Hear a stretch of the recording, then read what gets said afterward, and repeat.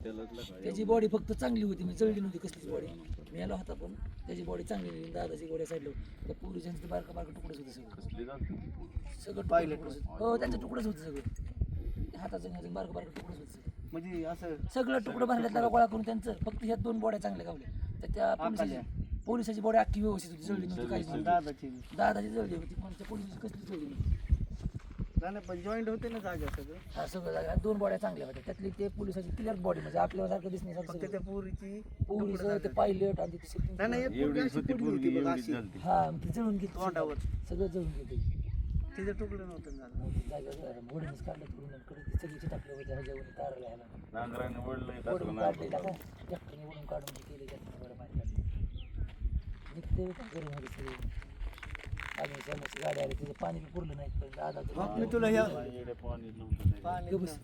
किती वेळ नुसतं बोरल्या मारल्यावर केलं बंद झालं गेलं निघून. पाणीच नव्हतं. जेव्हा नगर परिषदेची गाडी आली अर्धा पाऊन तास नाही पाणी सुद्धा नव्हतं एअरपोर्टच्या गाडीत. रोज ज्या वेळेस जाता यायचं का नाही प्रत्येक वेळेस तीच अग्निशामक असायची. पण कधी म्हणजे असं वाटलं नाही की बाबा ती गाडी रिकामीच आहे.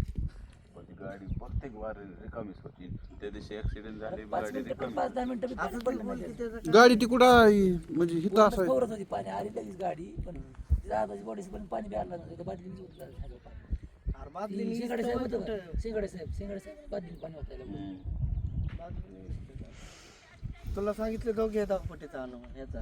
हे जे 2 टप्पे दिसतात का नाही, हे रणवी सारखं दिसते वरून वरण दिसते तसंच काळ. कारण हे मधला जो चालायचा पट्टा आहे ना तो असा मधला पट्टा वाटतोय आणि हे 2 धावपट्टे वर पांढरे फटे बी नाही पाके बी नाही आणि हे असं म्हणून इथं विमान घातलं असं बी बोललं जातंय.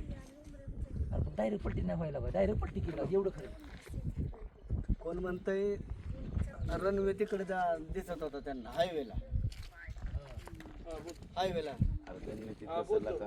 सगळं केलं समोर जगाला दाखवलं. दाखवले फक्त त्यांनी.